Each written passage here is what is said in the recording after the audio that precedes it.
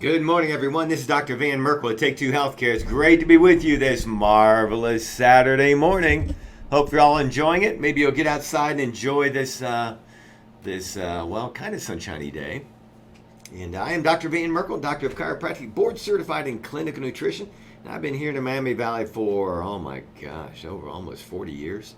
And right here behind this marvelous microphone going on, 26 or 27 years.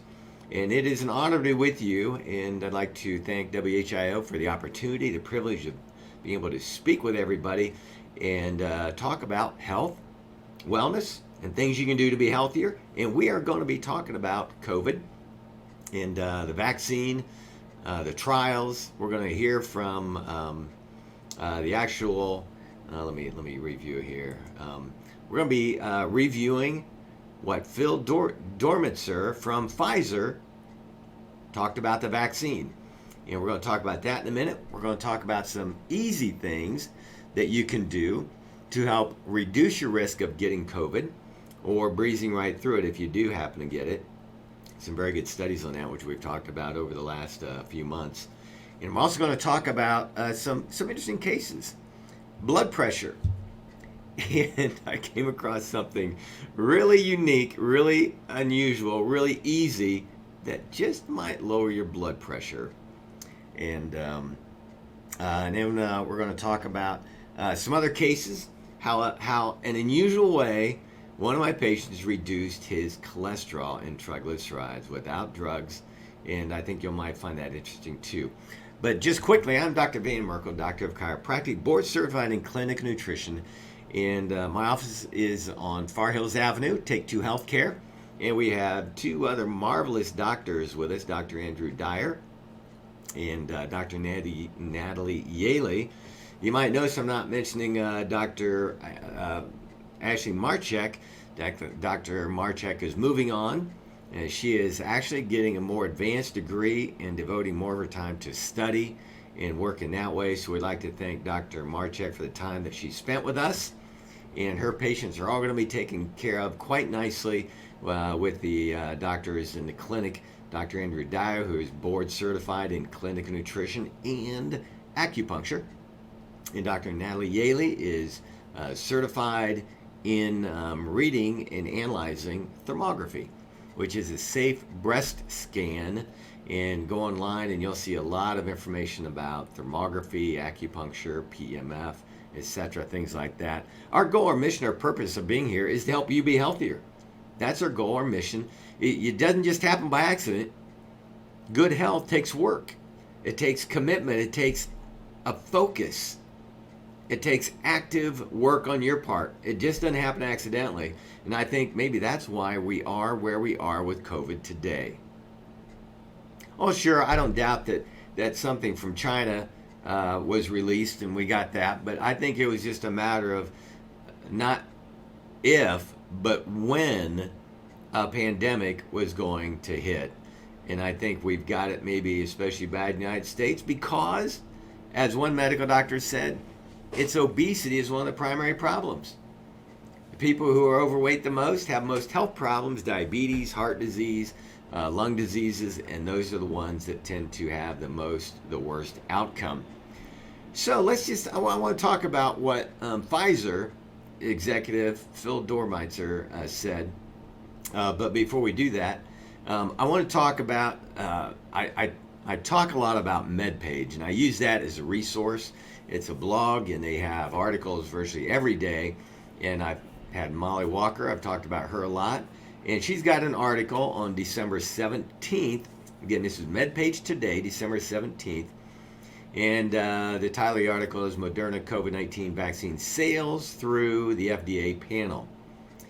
And so there is one of the guys associated with that, Dr. Baden, discussed open label crossover trial design. So we always think we need science. We need science. We need science. Well, they're not exactly doing the science that they talk about here. And he says that I don't think it's an issue of a double-blind study or nothing. Basically, they have opened this, so it's not a double-blind. People know whether they're getting the vaccine or not. And they were reported severe allergic reactions, including anaphylaxis, weighed heavily on the minds of FDA and Moderna.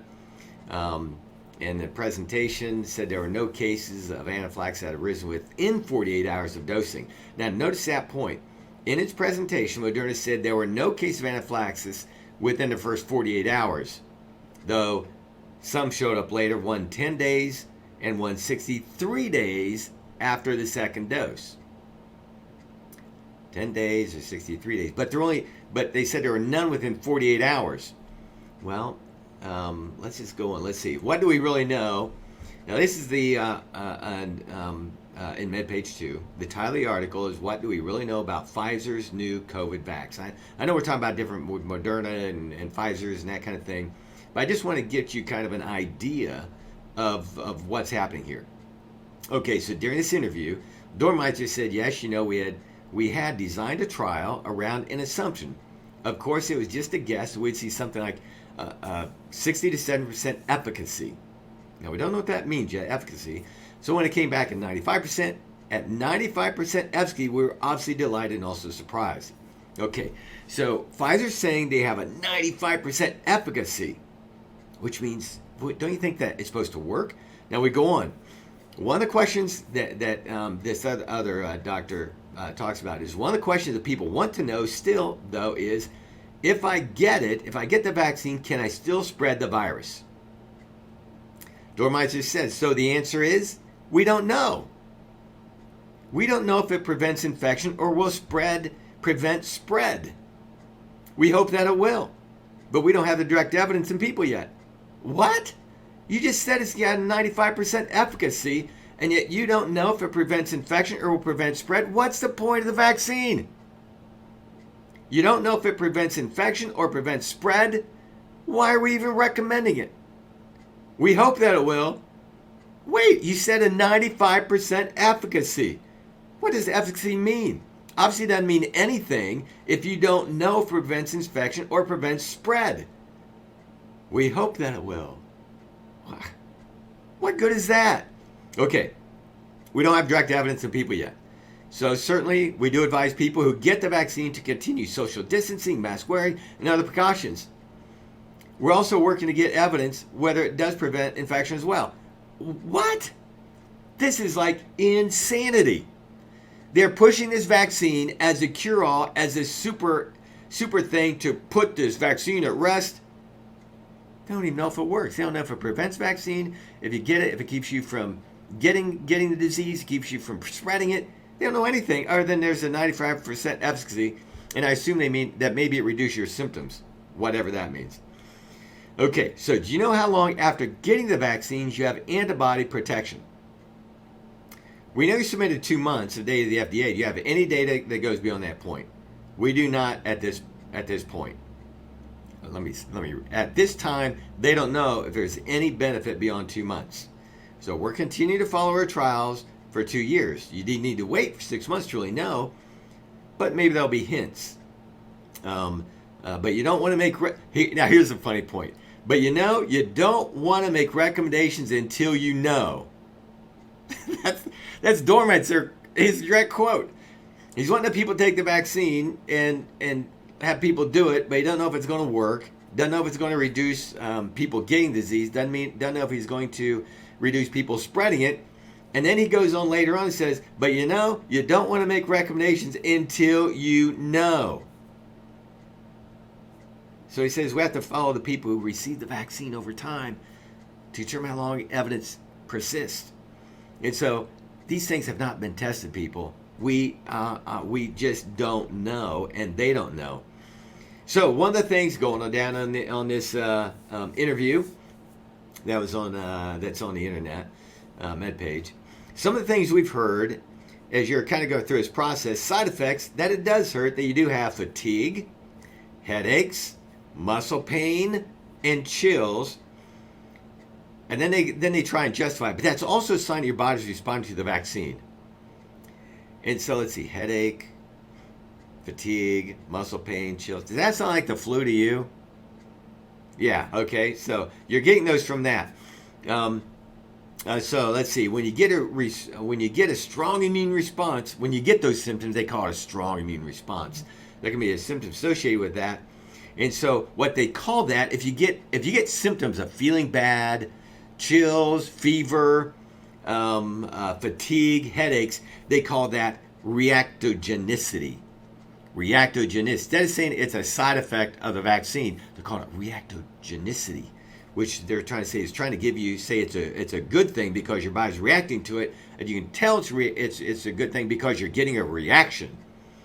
And although he goes on, so Dormitzer from Pfizer says, so you really know all vaccines have some level of side effects that we typically call it reactogenicity. Listen to that again. All vaccines have some level of side effects. We typically call it reactogenicity. Instead of calling it side effects, we're going to call it reactogenicity. They're changing the rules here. Okay, so we've seen some cases of severe allergic reactions coming out of the UK. And so what can you say to the people with a history of anaphylactic reaction to any vaccine? Here's the question. Why were they excluded from these studies? And Dormitzer from 5-7 is pretty typical when we conduct studies. Basically what he's saying is we are going to cherry pick who we do these studies with. So we're not going to test those people who have a history of reactions, of allergic reactions. We're only going to test those people who are healthy. Now, how many people in this country are taking medications for allergies and other, maybe not anaphylactic reactions, but other problems that could cause allergic reactions? We don't know. We're going to talk more about this study when we get back from this break. I'm Dr. Merkel. We'll be right back. And we are back. I'm Dr. Van Merkel, right here in Dayton, Ohio, and it's great to be with you this marvelous weekend before Christmas. And hopefully you guys are all going to have a good time. Maybe you won't meet with your family, maybe reduce setting, but hope you all have a good Christmas. But I'm an expert, and I'm just reading from experts here who are talking about the COVID vaccine. And I think it's important that we become educated. And here's probably one of the biggest experts because he works for Pfizer that makes a vaccine. And I'm just going to review quickly some of the things he said about the vaccine. This is Dormitzer. He works, one of the head guys for Pfizer, and he was being interviewed on MedPage. So about the COVID vaccine, the answer is we don't know yet if the vaccine prevents infection or will prevent spread. We don't have direct evidence in people. We're also working to get evidence of whether it does prevent infection as well. So they don't know if you get the vaccine, if it's going to protect you from getting the illness. It doesn't tell you if you're going to prevent getting infection. We don't know if it will prevent you from spreading it to other people. We don't know. And nobody else does either. So they've only got 2 months worth of data. So let's see, moving on down. Oh, we talked about reactions. Now the question was asked, how many people with Epipens were included in the trials? Well, there weren't any because they were, so here's the point. If you have an EpiPen, if you have a history of reacting badly to anything, it may be a wise decision to at least delay the vaccine until other people have had it. Some people say, well, why? Okay, there are some doctors and nurses that want to delay getting the vaccine until other people have tried it out, We don't want to be the first in line to get it. If there's going to be problems with it, we want other people to have the problems, not me. So they're basically recommending nurses, up to 1/3 of nurses said they're not going to get it. I think it's about 30% of medical doctors said, we're for vaccines, but we're not for getting it right now. Maybe in 6 months after we know if there's going to be any side effects, but we don't want it right off the bat. Now, if they have hesitancy, nurses are saying we're not going to get it.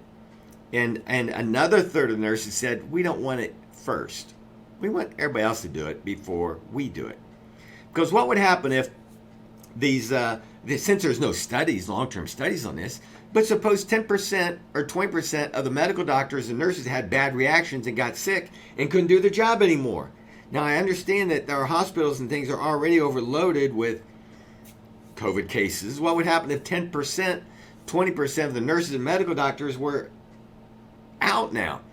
Which is why one of the medical doctors on a MedPage blog said we shouldn't be vaccinating the nurses and doctors first because they're working with the people. We need to vaccinate those people who are getting sick. He said we need to vaccinate everybody in nursing homes, the people who are at high risk, not the medical doctors and nurses who are taking care of them. We're going to have a solution for that. When we come back, you're listening to Dr. Merkel at Take Two Healthcare. We'll be right back after this. Good morning, everyone. This is Dr. Van Merkel at Take Two Healthcare every Saturday, 11 to noon, the healthiest talk show host in the country, in the world, right here and right now, talking to you. Hey, and just a couple other things you need to know about the COVID vaccine. First of all, according to Dormeister, pregnant women were excluded from enrolling in the trial. The United Kingdom does not recommend it for pregnant women. But our American College of Obstetrics and Gynecology said they encourage the use of the vaccine, even though it's not been tested. If I were having kids, I would not want people to. I wouldn't want that experiment on my potential kid to have to experiment and vaccinate, because if there's problems, I don't want any child to have birth defects. And so the thing is, young women, they're looking to vaccinate children, and Dr. Dormitzer said they're looking to go down and vaccinate young people, young children, 12 to 15-year-olds, etc. Listen to everybody. If you're under 20, you have a greater risk of dying from the regular common flu than you do from COVID. Now, if you're over 80, you have a 40 times greater risk of dying from COVID than people younger than you. So who should be vaccinated or be looking out for? Yeah, the older people.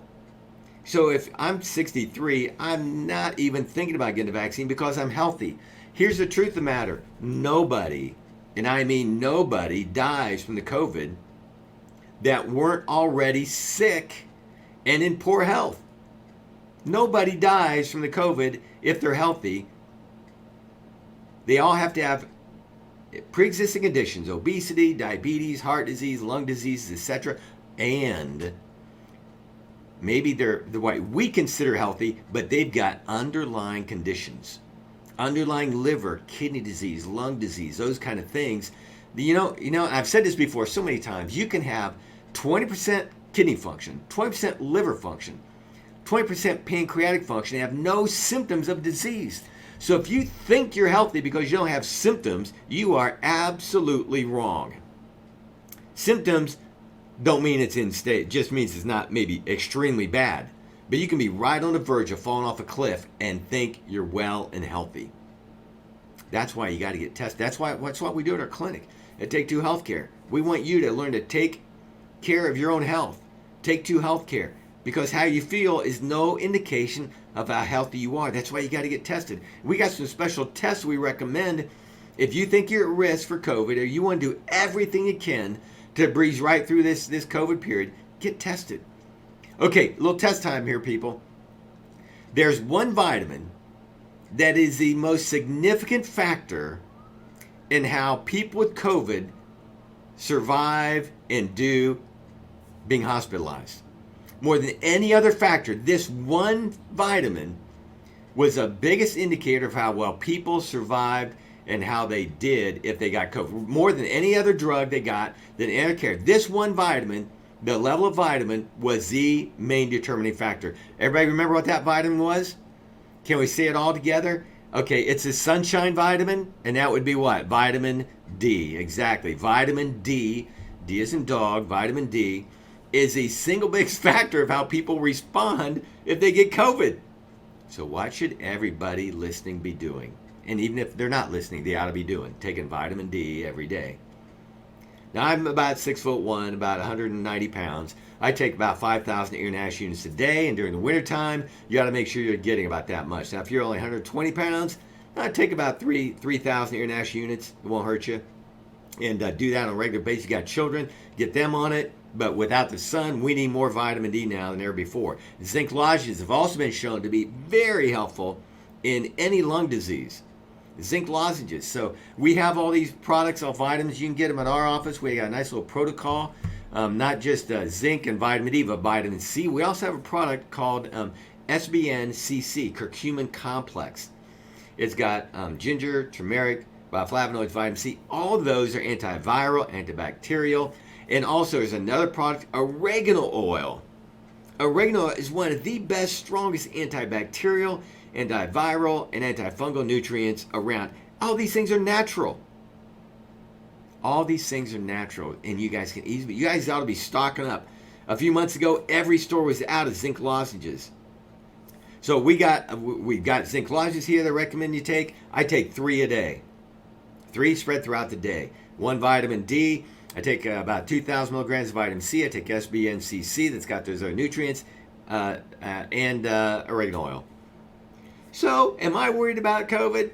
No, I'm not. Because I'm doing something proactively to make myself healthy, to keep myself healthy, to give my body every opportunity it can to avoid it. But I also test myself twice a year. So I know how my liver, my kidneys are doing, how my pancreas is doing, my diabetic factor. I know all those things. I know if I'm anemic, if my protein is low, if my immune system is low, if there's inflammation, because all those factors could suppress my immune system and make me more susceptible to having COVID and getting sick from it. But all you parents out there, I wouldn't even think about vaccinating my 21-year-old and 19-year-old girls. Now, it's their decision now anyway. But before that, I'd never recommend they get this vaccine. It's never been tested. They don't know the dose. You know, they think, okay, do we give them an adult dose or a smaller dose? It hasn't been dose determined like that. So there's some things you guys can do right now is, okay, get your vitamin D tested. Some people are taking vitamin D and it's dust. It's not doing anything. So vitamin D is dirt cheap. Get a good quality vitamin, go to a good store, get a good quality vitamin, because vitamin D is only going to cost you about $40 a year for about 5,000 international units a day. $40. So you can probably get all the vitamins you need for about, I don't know, $100, $120, whatever. That'll get you through the summer and get you through the winter time, or you can risk taking a vaccine that may have side effects and problems. I'm thinking like other medical doctors do. Let somebody else do it for the first 6 months. So that's what I would do. And let's move on. Okay, I'm getting a little feedback. I don't know if you're getting it or not. But anyway, we've got a little interesting thing here on the story at a glance. The tests for COVID have an exceptionally high false result rate. And it's due to a multiplication factor that they've got. And there's also something here. Just because you have a positive test does not mean that you have COVID because of the false positive, but also there are other bacteria and viral pathogens that could be the causative factor of your symptoms and not a positive COVID test. And the COVID test can detect other things other than COVID-19. So there's some controversy about the actual honesty of the test. So anyway, let's be done with that. Hopefully you guys will get on those vitamins and get going with that. There's a patient I've had came in a few months ago, and he had a persistent high cholesterol. Cholesterol is always high. Let's see if I got the numbers here for it. And his cholesterol was running 280, actually 340.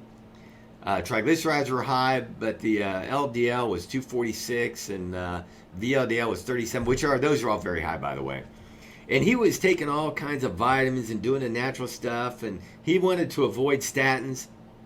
And so I said, okay, well, I said for 2 weeks, just for 2 weeks, because I know he eats healthy and everything else, and so I hated to reduce his diet even more.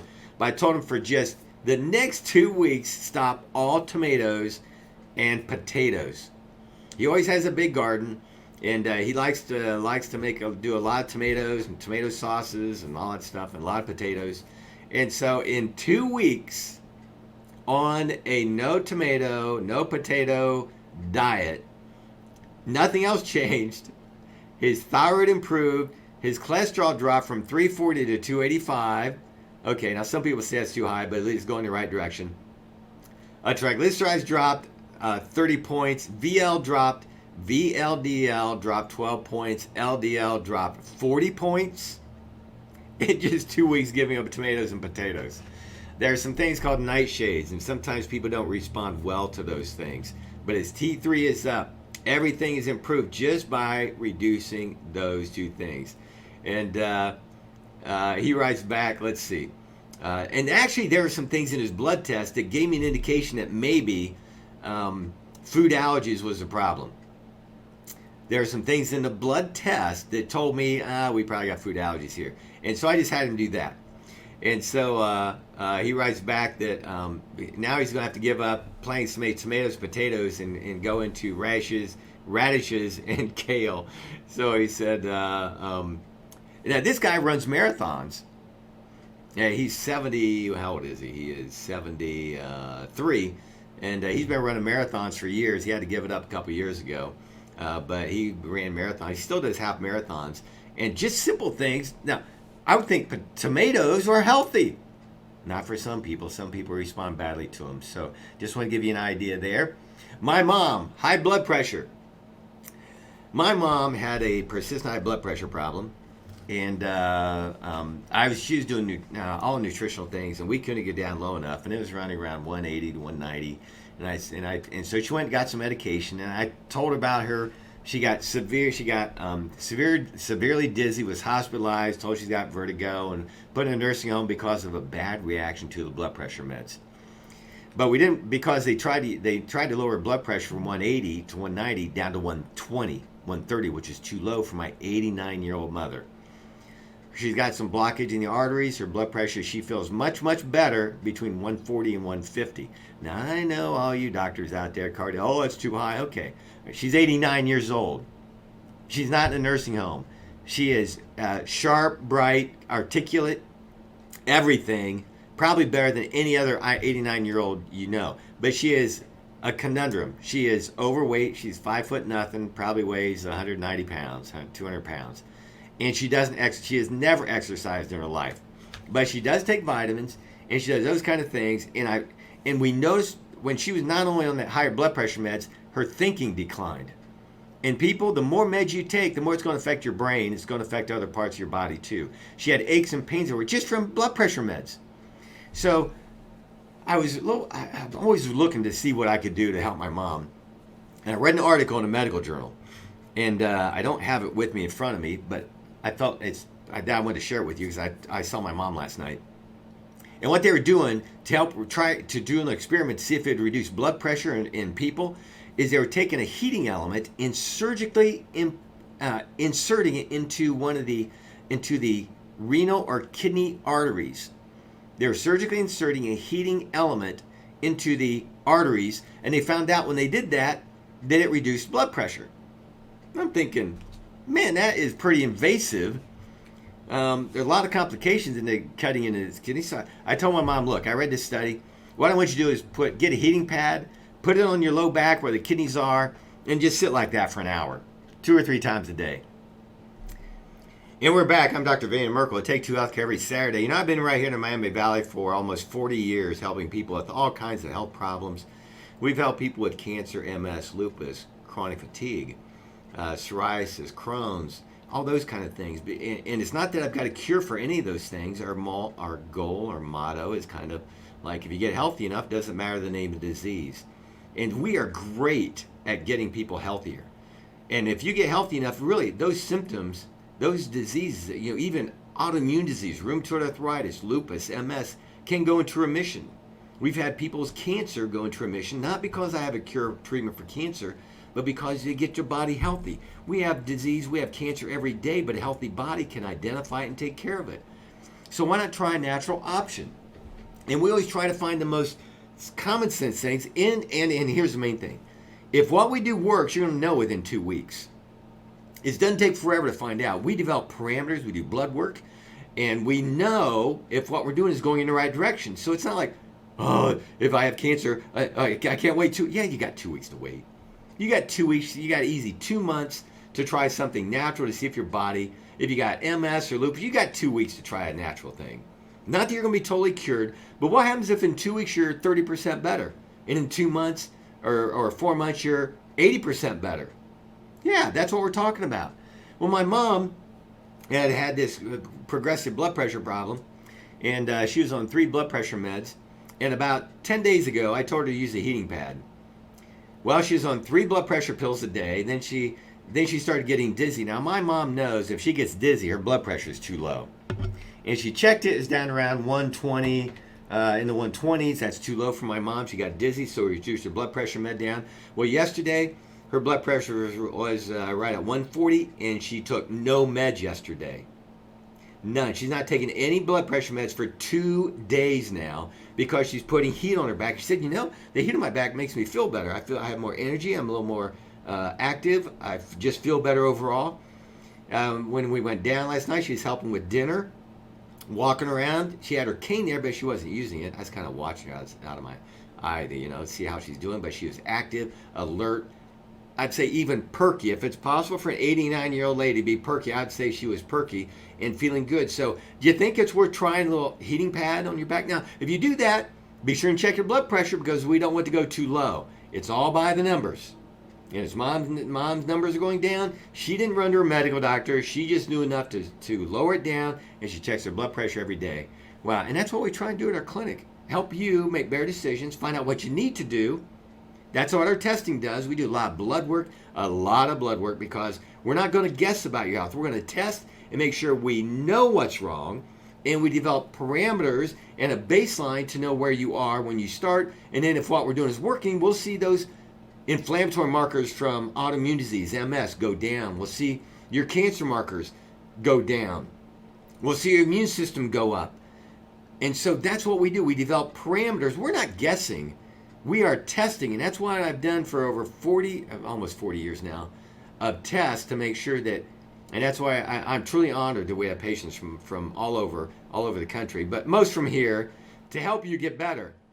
And if you want to get better, contact our office at 433-3241. I'm Dr. Merkel. We'll be right back next week with Take 2 Healthcare. Have a great holiday. I'm Dr. Merkel.